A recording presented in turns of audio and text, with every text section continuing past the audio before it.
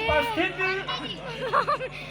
आगत सज्जनों, विद्वजन, कला मर्मज्ञों एवं नाट्य प्रेमियों, भैया सुनिए ना, अपने भक्तों के हृदय में प्रेम की गंगा प्रवाहित कर देने वाली, लेकिन दुष्टों और दरिंदों के हृदय में भय का भूकंप पैदा कर देने वाली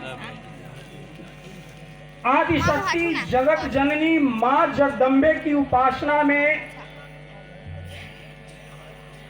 आज की इस प्रथम नाट्य रजनी में प्रथम नाट्य पुष्प घर की बर्बादी समर्पित करती हुई ललित कला एवं नाट्य परिषद इक्किल आप सबों का हार्दिक अभिनंदन करती है।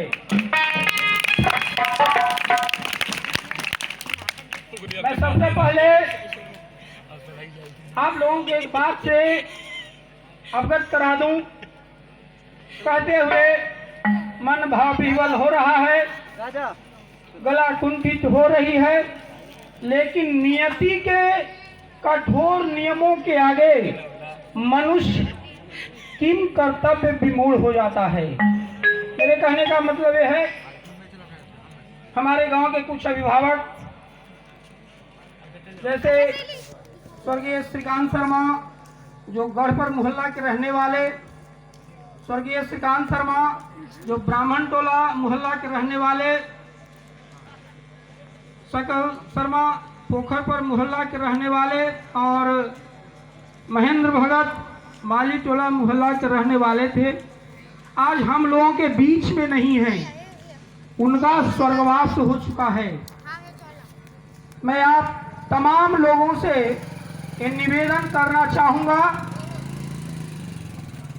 कि माता रानी के चरणों में सदा सुमन अर्पित करते हुए 1 मिनट का मौन व्रत रहकर उनसे प्रार्थना करें, उनसे निवेदन करें ताकि दिवंगत आत्मा को शांति एवं मोक्ष प्रदान हो। तो हम लोग 1 मिनट के लिए माता रानी के दरबार की ओर चलेंगे, वहां पे अपने ध्यान को केंद्रित कर उनसे प्रार्थना करेंगे। जो जहां हैं शांति से बैठ करके या जो खड़े हैं वो खड़े रहेंगे, ध्यानावस्थ हो।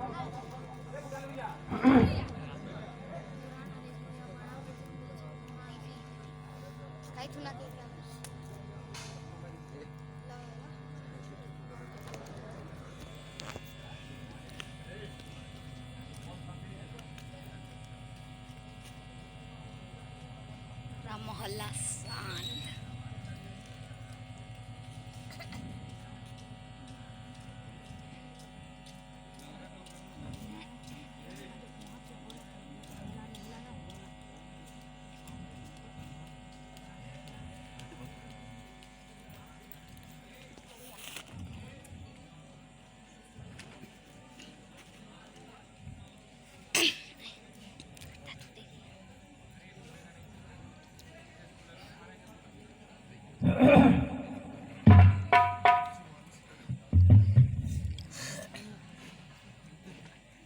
उपस्थित सज्जनों, आज की इस मधुर रजनी बेला में आप दर्शकों की इस अपार भीड़ को देखकर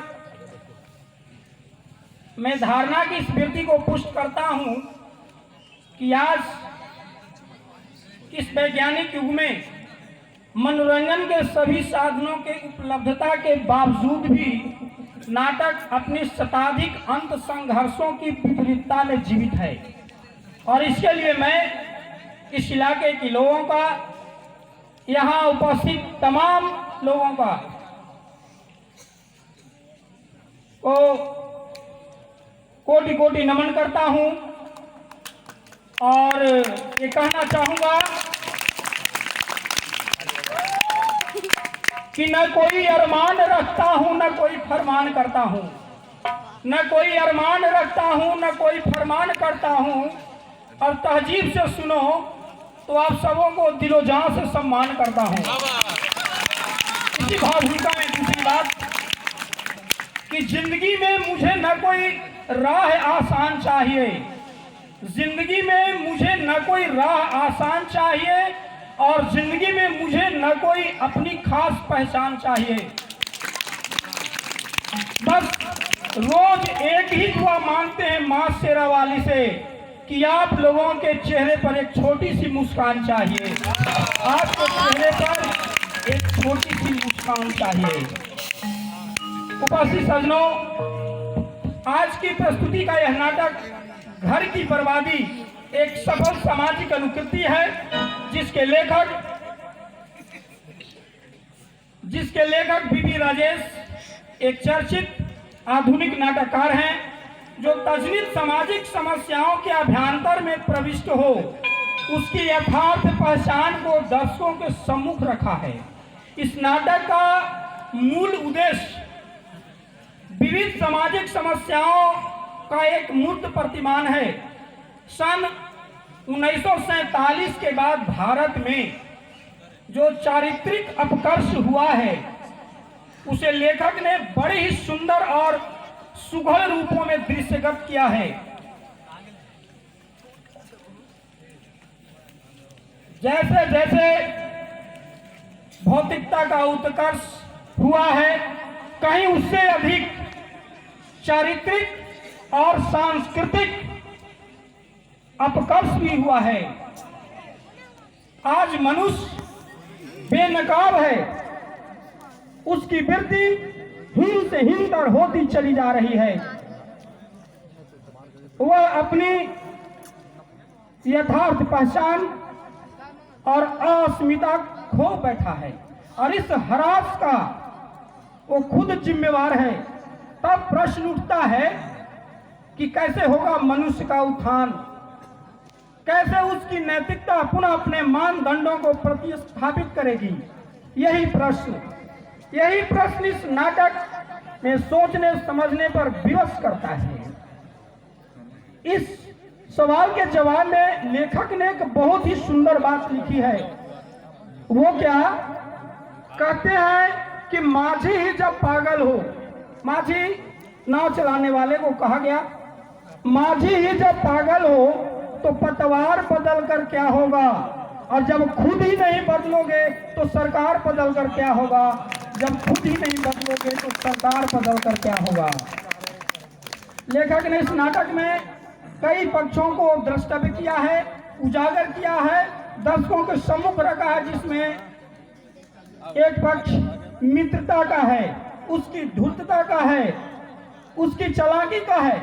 कहते हैं कि जो सुख दुख में साथ दे, समान क्रिया वाला हो, जिसके बीच कोई भी मन प्राणों की लिपि गुप्त न रह जाए, जिसके बीच विश्वास की एक विशाल दीवार खड़ी हो सके, मित्र कहलाता है।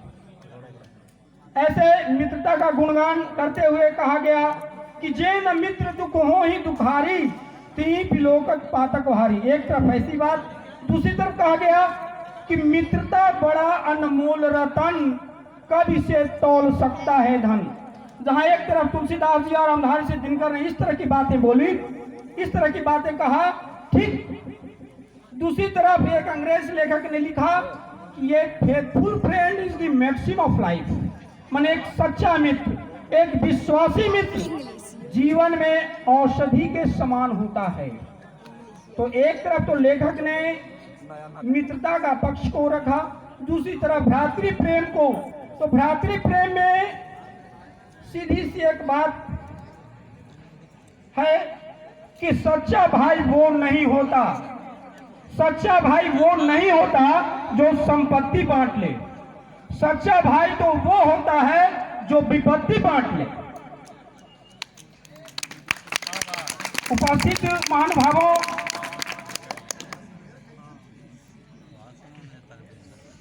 इस नाटक में मित्रता और भ्रातृ प्रेम को ही केंद्र मानकर लेखक ने इस नाटक की पृष्ठभूमि को तैयार करके दर्शकों के सम्मुख ऐसा लोमहर्षक दृश्य प्रस्तुत किया है कि दर्शक उसको देखने के बाद उस पर सोचने, समझने और चिंतन करने पर उद्बुद्ध हो जाते हैं। तो मैं जाते जाते आपसे निवेदन करूंगा, एक याचना करूंगा कि आप अनुशासित होकर के इस नाटक का आनंद उठाएं, हमारे दर्शकों को उत्साहित करते रहें, उनके हौसले को बुलंद बरकरार बनाए रखें। वो कैसे?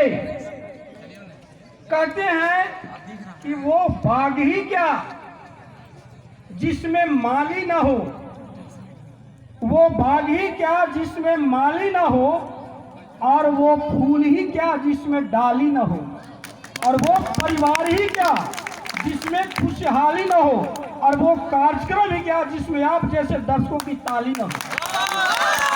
तो तालियों से हमारे कलाकारों को उत्साहित करते रहें। देखिए, तालियों से संबंधित एक बात कि जीवन में कभी खुशी होती है तो कभी गम होता है, जीवन में कभी खुशी होती है तो कभी गम होता है, और ताली वही बजाते हैं जिनके हाथों में दम होता है। इसलिए ताली बजाना आप न भूलें, कलाकारों को उत्साहित करते रहें, और आप अनुशासित हैं कि नहीं इसका भी परिचय मंच को जरूर दें। एक बात, एक चीज और अभी मैंने देखा, जब दृश्य चलते रहे तो मैं सभी दर्शकों से ये प्रार्थना करता हूँ, हाथ जोड़ता हूँ कि कृपया मंच के आगे से गुजरने का प्रयास न करें। ये आपकी अपनी बेइज्जती है, न कि मंच की बेइज्जती है। तो आप अपनी बेइज्जती बर्दाश्त करेंगे, क्या करेंगे, एक आप पर निर्भर करता है। अब इन्हीं चंद शब्दों के साथ मैं अपनी वाणी को विश्राम देता हूँ।